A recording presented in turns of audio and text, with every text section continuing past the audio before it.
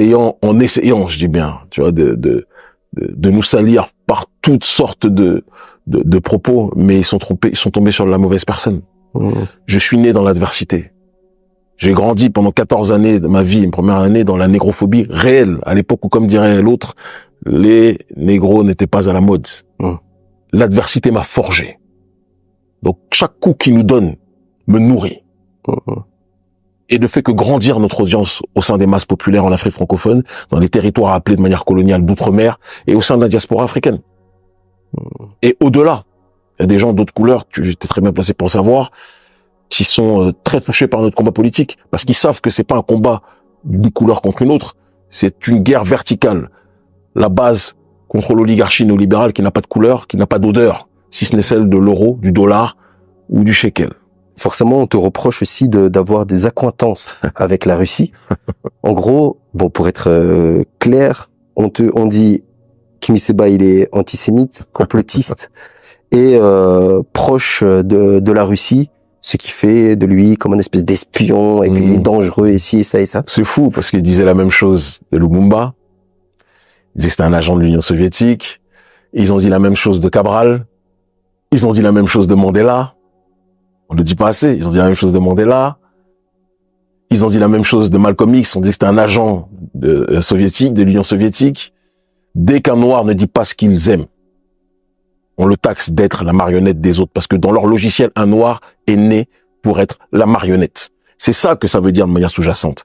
L'histoire d'antisémitisme qui est une plaisanterie, ou bien qu'on contextualise comment les choses sont passées. En 2006, lors des manifestations en commémoration de la mort d'Ilan Halimi qui s'est fait assassiner sauvagement, ça il faut le reconnaître, d'accord, des militants du Beta, la Ligue de défense juive, crient dans les manifestations, Youssouf Fofana, sale noir, les juifs auront ta peau.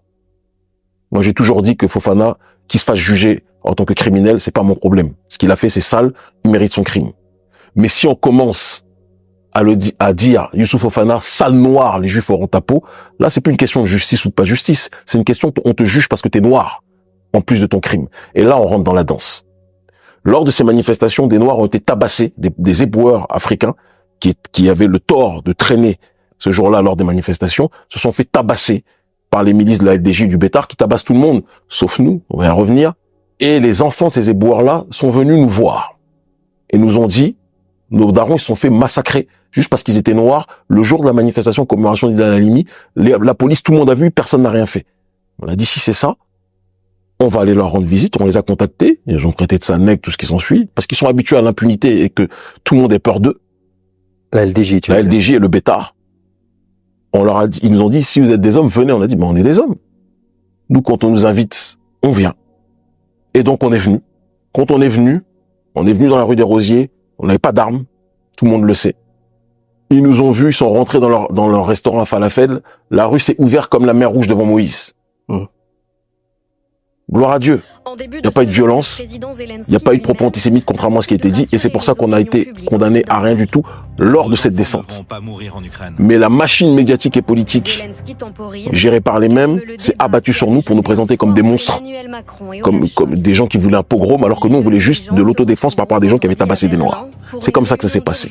Et à partir de là, on a été labellisé antisémite, nazi noir, etc.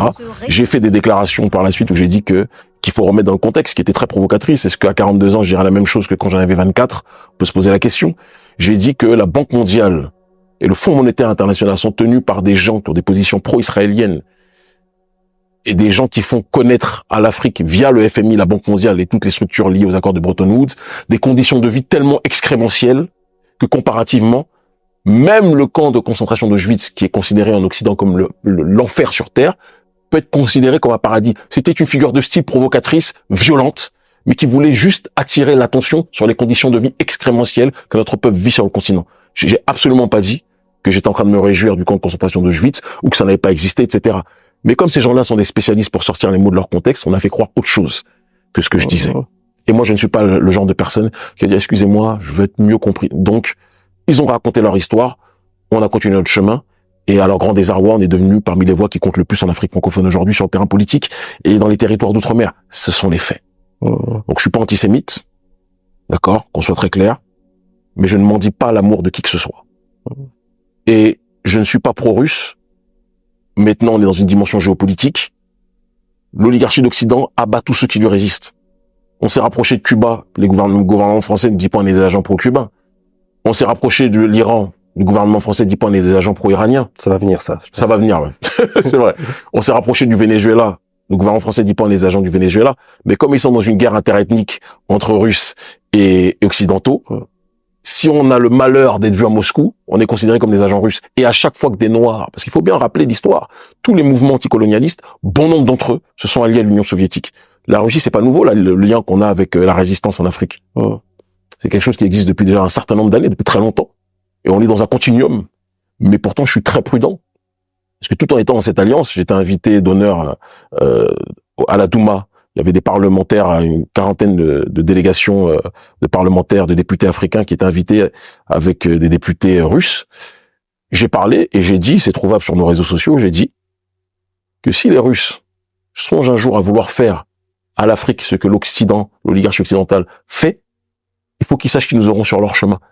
Parce qu'on peut pas nous acheter. Il peut avoir des alliances logistiques avec les uns, avec les autres, avec Venezuela, avec Cuba, avec l'Iran et tout ce qui s'ensuit, avec la Russie. Vous voulez nous soutenir sur tel projet, vous nous soutenez sur tel projet, on est extrêmement transparent.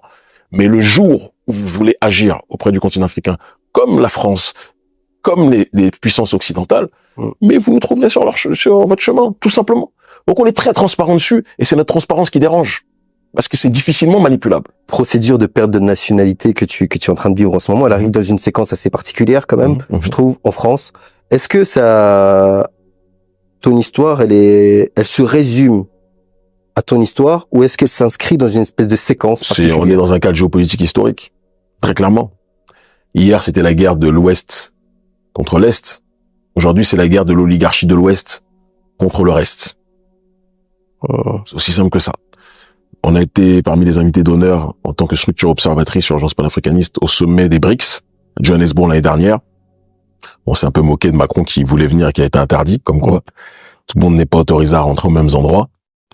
Et il y avait le monde entier qui était réuni là-bas. Mais l'Occident n'y était pas.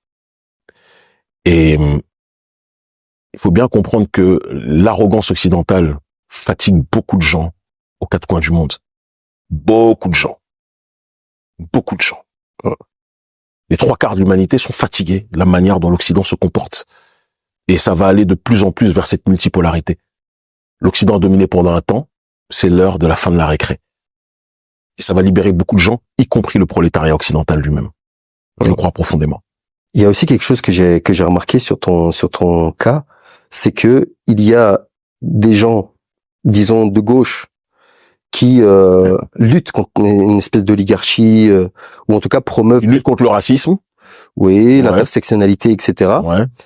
Et quand je t'ai interviewé, par exemple, justement, dans le rap aujourd'hui, il y a beaucoup d'activistes qui commencent à parler de ça dans le rap. Ouais.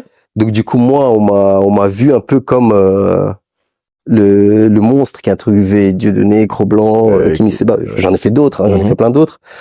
Plein d'autres qui correspondent à leur vision de pensée, etc. Mais que c'est catégorique, que Kimi Seba, c'est non, quoi. C'est ok, il est là pour la cause des Noirs, mais il est le miroir de l'extrême droite occidentale. Quoi. Mais qui dit ça? Il faut se poser la question. Je sais que tu vas pas citer de nom. Moi, je vois de qui tu parles. Des gens qui voient le hip-hop comme une plantation, qui ne sont pas issus de notre souffrance, parce qu'on va se parler clairement, qui se prennent pour des philosophes du rap, et qui n'aiment pas quand les Noirs parlent, et je sais que tu sais de quoi je parle, de qui je parle, et qui n'aiment pas quand les Noirs parlent d'autodétermination. Ils aiment quand les Noirs parlent de brassage culturel, parlent de s'ouvrir au monde, parlent de lutter contre le racisme. T'as parlé de la gauche tout à l'heure. On vit dans un système où que ce soit les abrutis d'extrême droite, CF Rassemblement National, ou les Émoriens, ou la gauche, extrême gauche, ce sont les deux facettes d'un même système qui contribue à nourrir l'oligarchie qu'ils prétendent combattre. Moi, je suis ni de l'un ni de l'autre. Je suis un panafricaniste. Et si on a l'audience majeure qu'on a aujourd'hui en Afrique francophone et dans les territoires d'outre-mer et dans la diaspora, c'est parce que ce qui nous préoccupe, c'est le sort de nos populations et on ne lèche les mains de personne. Cette personne-là, elle est représentative de hip-hop sur quoi? Les gens sont très arrogants parce que ce sont des gens qui pensent vraiment que le hip-hop, c'est leur plantation. Mais il faut qu'ils sachent qu'ils nous auront sur leur chemin. Et tous les rappeurs qu'ils idolâtrent, ils ne savent pas que ces rappeurs-là en DM, ils viennent remplir nos DM en disant on est avec toi, on peut pas le dire publiquement, mais si on peut te soutenir financièrement ton ONG, etc., on le fait. Ils le savent pas ça. Il y en a quelques courageux comme Gazo, Freeze ou autres qui vont parler, mais s'ils savaient le nombre de gens dont ils vont chercher des autographes, qui courent après nous, ils seraient très choqués. Gazo, par exemple, il se cache pas du tout d'être Mon frangin, d'être affilié à toi. Qu'est-ce qu'il lui dit? Est-ce que le système lui a dit, enfin, bien sûr, le système essaie de lui dire, mais tu sais, la nouvelle génération là, c'est pas l'ancienne. Enfin, l'ancienne, il y avait des gens très courageux, hein, que j'aime profondément, des aînés qui même ils savent, d'ailleurs, qui sont beaucoup avec nous. Mais la nouvelle génération là, ils en ont rien à faire des histoires de oui, tu es ceci, tu es ce. Ils en ont rien à faire. La nouvelle génération elle est interconnectée, elle voyage en Afrique, elle voit à quel point on est porté en Afrique. Ils vont renier ça alors qu'ils savent que leurs cousins, leurs frères, etc. et tout nous portent. Gazo, c'est mon frangin. Au moment où il était dans sa promo pour son album, il a mis nos photos sur son profil d'Instagram pendant